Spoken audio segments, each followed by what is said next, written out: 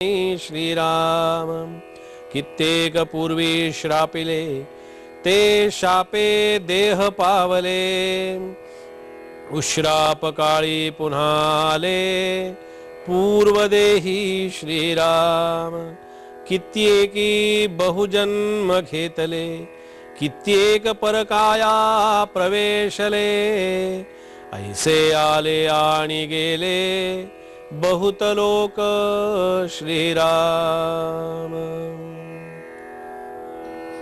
या ओव्यांच्या माध्यमातून समर्थांना एक विषय आपल्या समोर ठेवायचा आहे। एका श्रोत्यानं समर्थांना प्रश्न केला की स्वामी, ज्ञानी पुरुष आत्मज्ञानाच्या विलक्षण अशा प्रकारच्या बळावरती जन्म मरणाच्या फेऱ्यातून सुटतो। आत्मज्ञानी पुरुष आपण पाहिलं, त्याचं चिंतन केलं आणि आपल्या आत्मज्ञानाच्या बळावरती तो जन्म मृत्यूच्या फेऱ्यातून सुटतो, त्याला मोक्ष प्राप्त होतो, मोक्षाची त्याला अनुभूती घेता येते। परंतु बद्ध पुरुष जो आहे, म्हणजे ज्याला आत्मज्ञान झालेलं नाही असा माणूस जो आहे, असा पुरुष जो आहे, म्हणजे तो अज्ञानी आहे, त्याला पुन्हा जन्म कशा प्रकाराने येतो? मरणापूर्वी त्याच्या जाणीवेचं तर विस्मरण झालेलं आपल्याला त्या ठिकाणी पाहायला मिळतं आणि जाणीवेचं विस्मरण त्याला झालेलं असताना त्याच्या परत तो पुन्हा कशा प्रकारानं जीव त्याचा जन्माला येतो किंवा तो पुन्हा कशा प्रकारानं आपला या ठिकाणी देह धारण करतो, तर समर्थ श्रोत्यांना उत्तर देतात। आता दुश्चित्त न होता मन एकाग्र करून ऐका।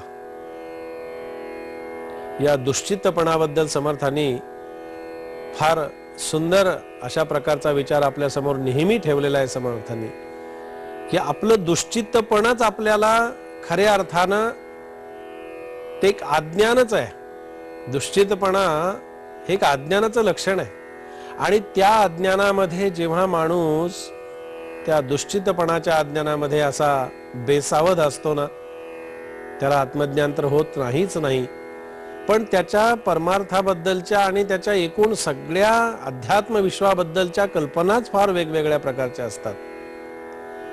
समर्थांची सवयी फार सुंदर आहे। समर्थ या सवयीमध्ये असं म्हणतात, काय दुश्चित्त बैसला, काय दुश्चित्त बैसला, सावध व्हारे काळ चालिला, केव्हा येईल यमाचा घाला, नकळे रे हे कोणाशी। तुला किती सांगावं बाबा, विषयी गुंतली मती, परीही गर्भवास दाविती। विषयामध्ये जेव्हा वृत्ती गुंतून राहते, म्हणजे विषय आपण पाहिलं की विषय हे विषापेक्षाही जहाल असतात, विषापेक्षाही त्यांची तीव्रता अधिक असते। विषप्राशन केल्यानंतर किंवा विषप्राशन झाल्यानंतर माणूस तात्काळ मृत्युमुखी पडतो, पण विषयाच्या चिंतनानं मात्र माणूस सारखा असा तडफडत असतो, बेचैन असतो, अस्वस्थ असतो। म्हणून समर्थाने असं म्हटलंय, काय दुश्चित्त बैसला, सावध व्हारे काळ चालिला, केव्हा येईल यमाचा घाला, नकळे रे हे कोणाशी। विषयी गुंतली मती, पण ही विषयी गुंतली मती, परीही गर्भवास दाविती, पुन्हा बळे लोटी ती, विषय विष महाज्वाली। कितीतरी जन्म सोशिले, कितीतरी जन्म सोशिले, पुन्हा गर्भा यावे लागले, दुःख उदंड भोगिले, कैसा नये रे कंटाळा। तुला खरंच कंटाळा येत नाही का रे? पुन्हा पुन्हा त्याच त्याच गोष्टी, पुनरपि जननम पुनरपि मरणम पुनरपि जननी जठरे शयनम, याचा तुला कंटाळा येत नाही? पुनरपि जननम अशा प्रकारच्या अवस्थेमध्ये कित्येक वर्ष, कित्येक आयुष्य आणि कित्येक जन्म त्याचे गेलेले असतात। म्हणून काय दुश्चित्त बैसला, सावध वारे काळ चालेला, केव्हा येईल यमाचा घाला, नकळे रे कोणाशी। विषयी गुंतली मती, परीही गर्भवास दाविती, पुन्हा बळे लोटीती, विषय विष महाज्वाली। आता तरी सार्थक करा, आता तरी सार्थक करा, चुकवा 84चा फेरा, समूळ विषय लोभ वारा, श्रीराम भक्ती करोनी म्हणावा जय जय राम। शेवटी पुन्हा समर्थ त्यांच्या उपास्य देवतेच्या तिथेच त्या ठिकाणी येतात। म्हणून हे सगळं चिंतन जे आहे ना, हे सगळं चिंतन रामाच्या पायापाशीच त्या ठिकाणी परत जात. म्हणून इथे त्याचंच वर्णन समर्थ या ठिकाणी करतात की आता दुश्चित्त न होता मन एकाग्र करून तुम्ही हे ऐका. जेव्हा मरणाचा क्षण येतो तेव्हा शरीरातले पंचप्राण आपापलं स्थान सोडून जात असतात. स्थूल शरीर मरणानंतर त्याच प्रकारानं तसंच ते चलनरहित पडलेलं असतं, त्याचे हलनचलन वलन सगळं बंद पडलेलं असतं. परंतु शरीरातला जो सूक्ष्म देह आहे, हा सूक्ष्म देह ज्याला आपण वासना देह म्हणतो, तो प्राण सोडून जातो. मग तो कुठे जातो तर ही वासना जी आहे, ही वासना समर्थ म्हणतात ती वायू स्वरूप आहे. आणि वासना ज्या पद्धतीनं असेल त्या पद्धतीनं त्याच्या पुढच्या जन्माची व्यवस्था ही त्या पद्धतीनं लागलेली असते. वासना ही वायू स्वरूप आहे, ती काही इंद्रिय गोचर नाही. वायू रूपानं नांदणारी ही जी माणसाची वासना आहे ना, ही माणसाची वासना ती आपल्या इच्छेप्रमाणे पुन्हा जन्म घेत असते. म्हणून वासना जशी सात्विक असेल, राजसिक असेल किंवा तामसिक असेल, कुठल्याही प्रकारची जशी वासना असेल, म्हणून माणसांना असं वाटतं की आम्हाला वासनाच नको, की वासनेतून आमची सुटका होऊ द्या, वासना फार वाईट, असं माणसं म्हणत असतात. पण अहो, या वासनेचंच वर्णन इथे समर्थांनी आपल्या या दासबोधामध्ये केलंय की शरीरातला जो सूक्ष्म देह आहे, ज्याला वासना देह म्हणतात, तो प्राण सोडून जेव्हा जातो तेव्हा ती वासना ही वायू स्वरूप आहे. वायूचं काम काय असतं? चलन वलन, म्हणजे इथून एखादा, मग तो श्वास असेल, चांगला वास असेल, वाईट दुर्गंधी असेल, इथून तिकडे पोहोचवणं, इथून ते तिकडे ते वाहून नेणं, हे वायूचंच काम असतं. ते वायू स्वरूप असतं. आणि त्या वायू स्वरूपामध्ये केवढी प्रचंड ताकद असते.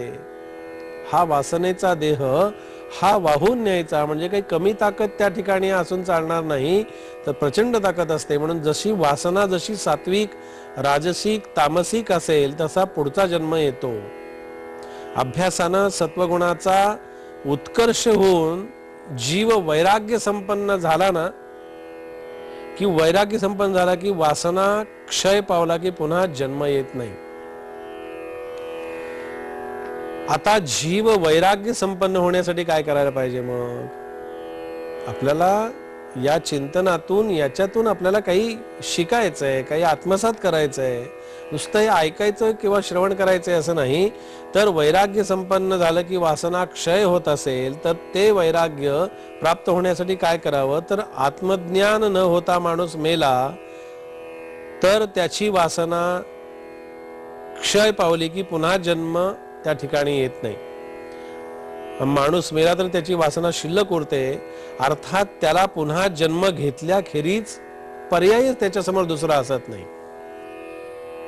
म्हणून तो पर्याय त्या ठिकाणी नसल्यामुळे समर्थ म्हणतात, तुम्ही ऐकलं असेल माणूस मरण पावतो आणि तो मरण पावल्यानंतर पुन्हा काही वेळानं पुन्हा जिवंत होतो, असं अनेकदा घडतं. मग एकदा जर माणूस मरण पावला असेल तर पुन्हा जिवंत कशा प्रकारे होतो? त्यांना आपण वास्तविक पाहता प्रेत म्हणून ढकलून दिलेलं असतं आणि त्या ढकलल्यामुळे समर्थ म्हणतात त्याला दुखापतही झालेली असते, पण तो पुन्हा जिवंत होऊन बसलेला असतो. मग काही सिद्धयोगी जे आहेत हे माणसाला सिद्धीच्या बळावर यमलोकाहूनही परत आणत असतात. केवळ शापामुळे कित्येक जण पुन्हा त्या चक्रामध्ये येतात आणि त्याच्यातून आपली सुटका करून घेत असतात. म्हणून हे कित्येक प्राणी निश्चेष मरती पुन्हा मागोती जीव होती, ढकलून दिले तेने दुखवती हस्तपादादिक. सर्पवृष्टी झाल्यावरी ती दिवसा उठवी धन्वंतरी, तेव्हा ते माघारी वासना येते की. म्हणजे मुळात या देहाचं वासनेशी इतकं निगडीत नातं आहे, इतकं ते जवळीक आहे त्याची, की जीव जातो म्हणजे नेमकं काय होतं हा शिष्याचा असा प्रश्न आहे. तर मृत झाल्यावर तो कुठे राहतो, पुनर्जन्म कशा प्रकारे तो येत असतो, मृत्यूनंतर जीवाची वासना ही वायुरूपानं जशी शिल्लक राहते, तशी ती वासना दुसऱ्या जीवामध्ये जेव्हा प्रविष्ट होते तेव्हा त्या उर्वरित वासनेच्या माध्यमातून पुन्हा दुसरा जन्म जीव धारण करत असतो. आणि म्हणून त्यासाठी समर्थ म्हणतात की कित्येक पूर्वी श्रापिले ते शापदेह पावले, उश्रापकाळी पुन्हा आले पूर्वदेही. पुन्हा त्या वासनेच्या संगे पुन्हा जन्ममरणाच्या चक्रामध्ये माणूस अडकत असतो. आणि या वासनेच्या चक्रातून बाहेर पडण्यासाठी, वासना दुष्ट आहे, वासना वाईट आहे, पण समर्थ म्हणतात मग त्या वाईट वासनेचं काय करायचं, तर मना वासना वासुदेवी वसोदे. ही वासना त्या वासुदेवाच्या चरणी, त्या परमेश्वराच्या चरणी सदैव असू दे, असं समर्थ या ठिकाणी या चिंतनाच्या माध्यमातून आपल्या समोर विचार ठेवतायत. आजच्या दासबोध चिंतनामध्ये आपण ते श्रवण केलं. उद्याच्या दासबोध चिंतनामध्ये समर्थ आपल्याला कोणता विषय आपल्या समोर ठेवणार आहेत ते आपण पाहू. जय जय रघुवीर समर्थ.